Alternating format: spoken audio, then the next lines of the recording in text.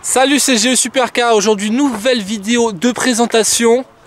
Audi R8 V10 en rouge, elle est vraiment magnifique, vous allez voir ça.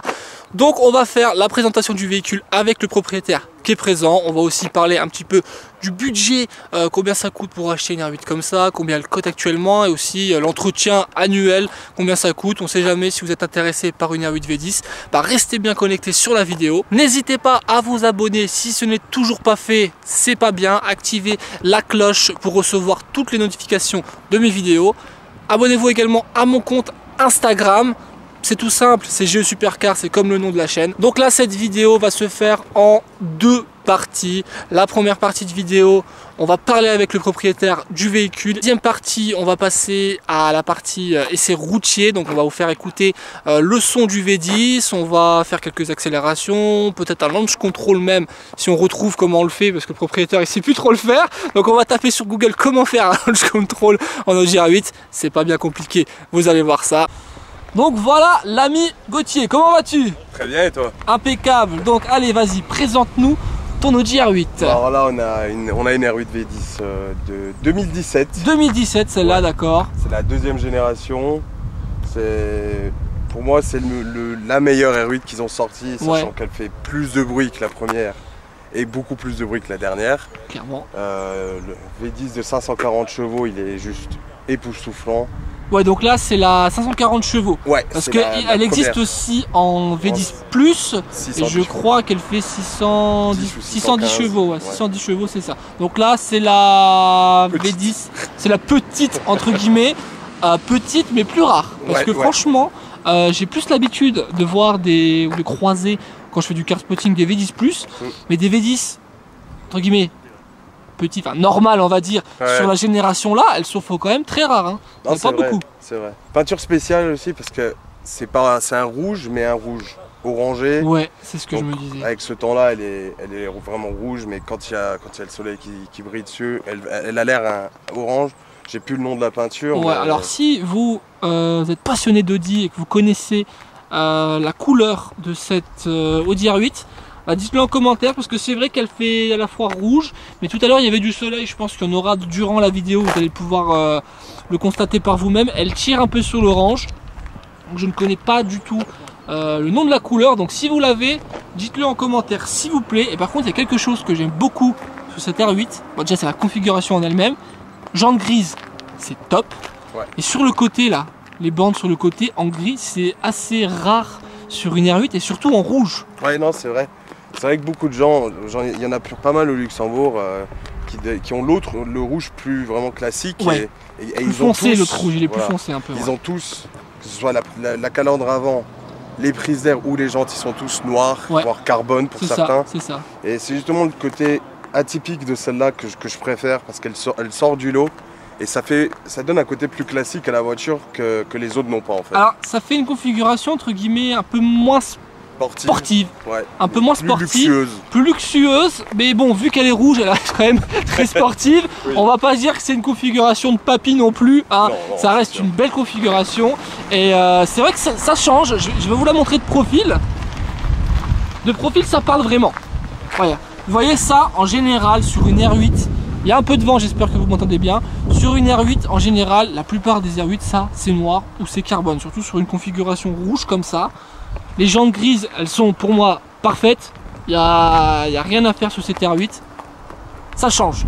Ça change des configurations classiques. Alors, sur la V10, je crois qu'elle a un béquet en plus. Hein. Ouais, ouais. Je ne sais pas si c'est une option ou si c'est d'origine. C'est d'origine. Sur la ouais. V10 normale, il y a un béquet que la V10 Plus n'a pas, sachant que la V10 Plus a un petit aileron en carbone qui sort, mais qui n'est vraiment pas extrême en fait. Ouais.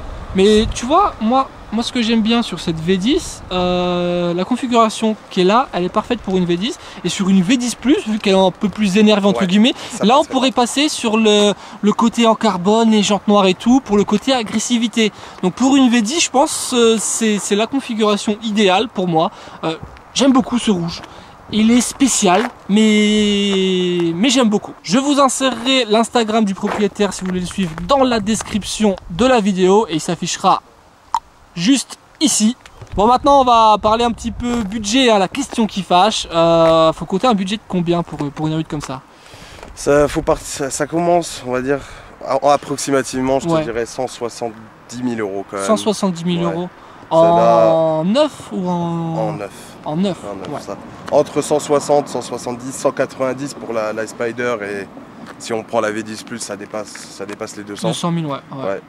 Ouais, non, c'est une voiture qui est quand même pas donnée. C'est la gamme extrême d'Audi. Oui. C'est ce qu'il faut dire, c'est la concurrente de chez Mercedes, la MG GT. Bah, clairement. Clairement. Après, moi, tu sais, le prix ne me choque pas trop parce que hier, je me suis baladé chez Audi, justement. Alors, j'ai vu la nouvelle TTRS affichée à 105 000 euros. Ouais, bon, ça, pour une TTRS, ça fait mal entre guillemets. Ah oui. C'est une super voiture. À l'avant, ça fait le 0 à 100 en 3 secondes aussi, je sais plus quoi. Mais voilà, là vous avez vraiment le look de supercar. Sur la TTRS, vous ne l'avez pas. C'est une voiture quand même qui passe partout. Donc je préfère limite mettre. Allez, bon, maintenant d'occasion, je sais pas trop combien ça peut coûter ça. Je peux te dire, celle-là, 2 ans, elle doit avoir 25-30 000 bornes. Ouais. Elle pourrait partir aux alentours des 120, 125 120, 000 bah voilà, vous voyez, regardez, à 120 000 euros, vous pouvez avoir une R8 V10. Ouais. Par contre, si vous tapez sur du neuf, vous allez taper peut-être dans quasi le même prix, allez, peut-être 10-15 000 euros en dessous pour une TTRS. Je trouve quand même que on y gagne moins à avoir une TTRS. Après, ça dépend ce que les gens recherchent aussi. Mais si vous voulez vraiment le look de supercar, clairement, et les performances qui vont avec, le bruit qui va avec, vous avez quand même un V10 dans la TTRS. Il n'y a pas, il n'y a clairement pas de V10. Donc moi, ça m'a choqué le prix de la TTRS. Voilà, 120 000 euros, vous pouvez avoir une belle R8. Wow, fait du bruit, j'étais pas prêt. Mode de car spotting activé, je sais pas si c'était une AMG ou pas. Bref, on retourne sur la R8. Donc voilà, bon là, on en revient à la couleur. Là, on est bien au soleil. Je sais pas si ça va dans la vidéo, mais c'est vrai qu'elle tire. Elle tire clairement à l'orange. Je m'approche pour bien que vous voyez la couleur. Elle est vraiment belle. Je me répète, mais elle est vraiment très classe cette configuration. Donc félicitations pour avoir pris cette configuration. Merci. Non, franchement, c'est très beau. Donc voilà, 120 000 euros environ, entre guillemets. Si actuellement avec 30 000 bornes, 25-30 000 bornes, tu t'es fait attaquer par une mouche, je sais pas quoi. C'était assez violent. Après niveau entretien, etc., assurance, on est comment? Bon, sachant que c'est un véhicule luxembourgeois, que le propriétaire vit au Luxembourg, ça ne sera pas les mêmes tarifs qu'en France, bien entendu. Ça là, faut compter par assurance plus de 3 000 euros. Ouais, quand même. Ouais. Après, les assurances, je crois qu'elles tapent plus au Luxembourg qu'en France. Oui. Ah. Vous avez d'autres avantages, surtout au niveau carte grise, etc. Exact, parce qu'une carte grise là-dessus au Luxembourg, tu sais combien ça coûte à peu près ou... Je peux plus dire, ça fait un moment. Ça fait un moment. J'ai pas changé de voiture. En France, je peux t'assurer qu'un véhicule de 540 chevaux, la carte grise, vous allez la payer au moins 9 000 euros. Ouais. Donc c'est 9 000 euros entre guillemets foutus en l'air, hein, parce que c'est de l'argent qui va parvenir. Ça va pas être un plus pour la voiture, surtout à la revente, entre guillemets. 9 000 euros là, vous les perdez immédiatement. Donc vous avez un petit avantage quand même au Luxembourg, hein, ces petites plaques luxembourgeoises. Hein, vous payez un petit peu moins. Certes, votre assurance est plus chère, mais le reste, vous êtes tranquille. Hein. Ah oui. Donc Gauthier, dis-moi, là demain, tu devrais commander un autre véhicule. Pour remplacer la R8, tu prendrais quoi? Je prendrais déjà un truc un peu plus grand. Parce que c'est génial une supercar, mais j'ai envie d'un truc un peu plus spacieux. Pour l'avenir, on va dire. Les enfants qui arrivent apparemment. J'ai vu la nouvelle M8 quand on coupait que je trouve juste sublime avec la config. Magnifique. Et ça reste sur du basique, c'est du 4 roues motrices comme celle-là, c'est 4 roues directrices, t'as une 5 places, t'as 625 chevaux 625 chevaux, c'est ce que j'allais dire, ça doit pousser très fort.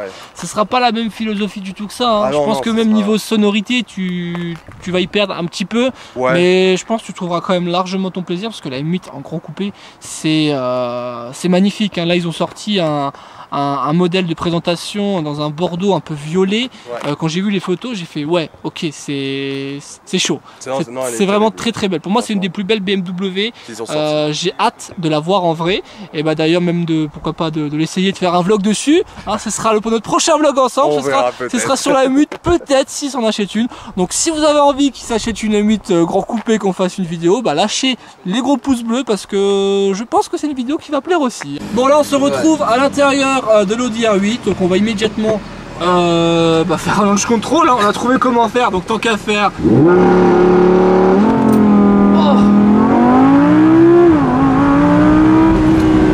Ah oui.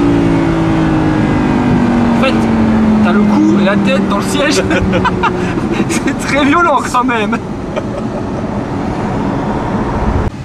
Bon du coup je vais quand même vous montrer de l'extérieur ce que ça donne. Tu n'oublieras pas de venir me chercher. Je vais pas rentrer à pied au milieu de la forêt là. Hop. Je sors de la voiture. Je me mets derrière. Et quand tu veux hein.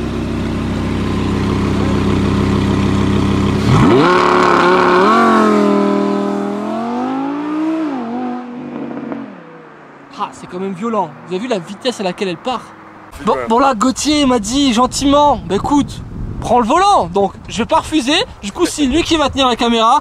Donc si c'est mal cadré, bah vous l'excuserez. C'est pas un cadreur, un professionnel. Pas du tout, conducteur. Bon allez, je vais me mettre au volant de ce beau V10. Je pense que je vais me faire un petit peu plaisir. On va y aller doucement quand même parce qu'il y a pas mal de monde. Mais bon, c'est parti. J'ai hâte de la conduire. C'est la première fois que je conduis une V10 de cette génération là. Donc hâte de voir ce que ça donne. Bon là je viens de démarrer le véhicule, donc là il est en mode confort. Bon j'ai pas trop prévu de conduire en mode confort, on n'est pas là pour ça. Donc là on a le Select Drive, on peut changer, donc on va la mettre en dynamique. Donc déjà il y a un petit peu plus de bruit. Et là, hop, performance, on a beaucoup plus de bruit déjà. Donc là quasiment tout est déconnecté. Hein. Ouais.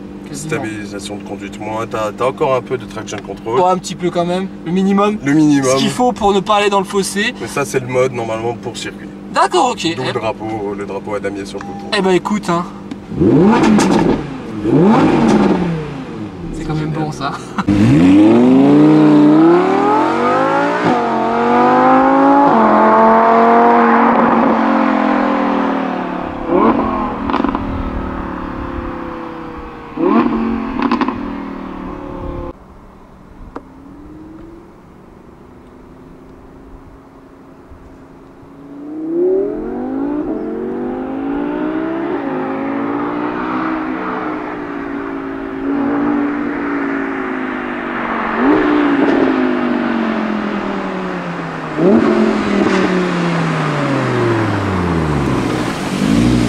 Ça pousse quand même. Je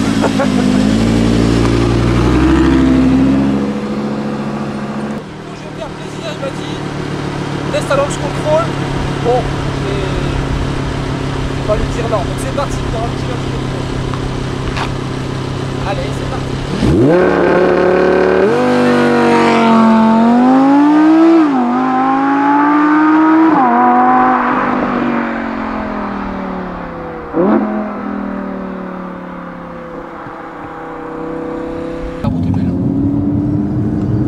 On essaie d'éviter de finir à droite là s'il te plaît. Un cimetière c'est ça.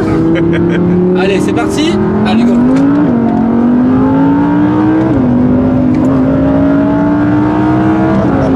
Putain. On monte tellement vite. Ah, c'est ça l'avantage d'un moteur Atmo. C'est à tout justement dans les tours. Et là pourtant on est en mode performance, donc on a quasiment tout qui est presque déconnecté. Ouais. Mais la route, enfin la voiture tient la route. C'est incroyable, et tu l'emmènes où tu veux. Le 4 roues motrices, il aide énormément. Tu l'emmènes vraiment où tu veux. C'est incroyable.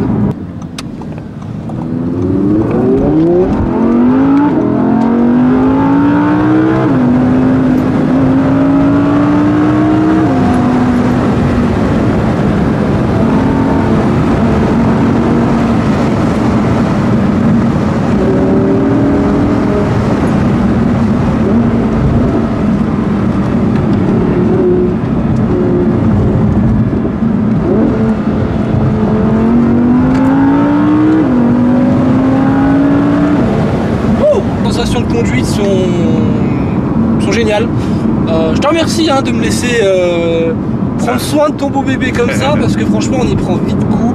Ça se conduit très facilement, pourtant comme j'ai dit tout à l'heure, on est en mode performance, ce qui est le mode entre guillemets le plus sportif qu'on peut avoir sur cette R8.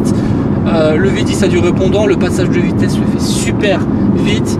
Et là voilà, là même si je suis en mode performance, on peut rouler tranquillement, elle reste quand même assez confortable. Elle n'est pas trop tape-cul.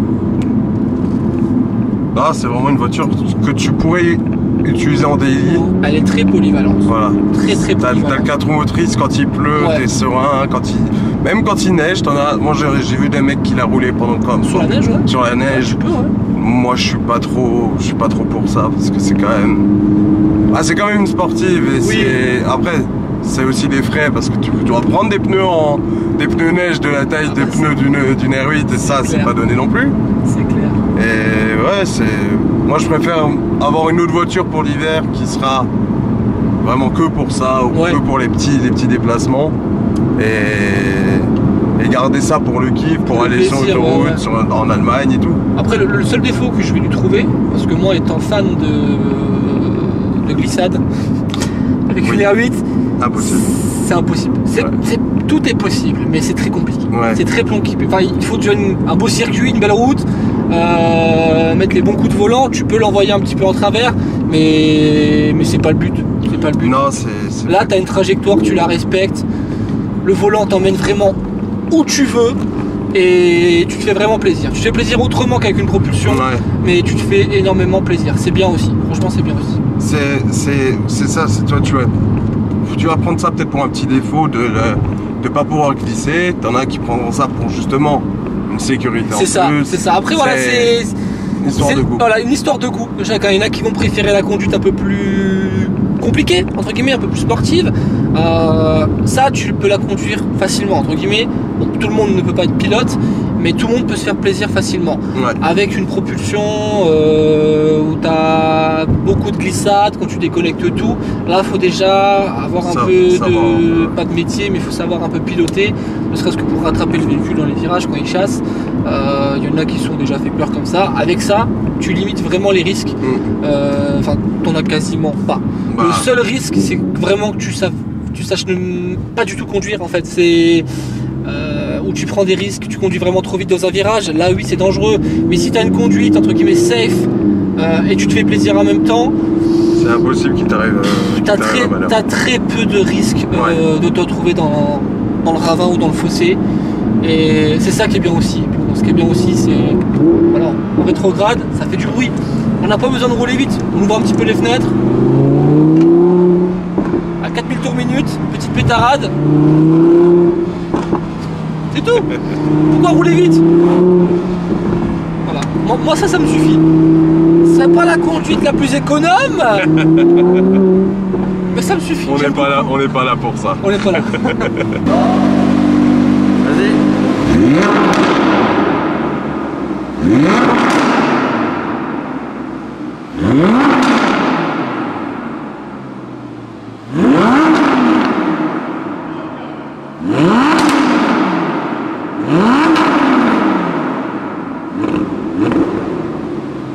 Et c'est ici que s'achève la vidéo de présentation de l'Audi R8 V10 avec l'ami Gauthier. Déjà je te remercie d'avoir fait la route depuis le Luxembourg. Avec plaisir. J'espère que ça t'a plu quand même ce petit tournage. C'était génial. Voilà, bon, il a kiffé, c'est le principal. J'espère que vous avez kiffé aussi cette vidéo. N'hésitez pas à mettre beaucoup de pouces bleus si vous kiffez les Audi R8. J'en profite pour faire une petite dédicace à Nour qui regarde cette vidéo, qui est fan d'Audi R8. Voilà, je te fais un petit bisou, c'est gratuit. N'hésitez pas à vous abonner, c'est toujours pas fait. Je vous remettrai son Instagram dans la description et on se retrouve très bientôt pour d'autres aventures et d'autres présentations de ce style. Ciao et bon retour au Luxembourg. Merci. Allez, à bientôt, ciao. Ici s'achève la vidéo de présentation avec l'ami... J'ai plus... Putain. Gauthier. Merde.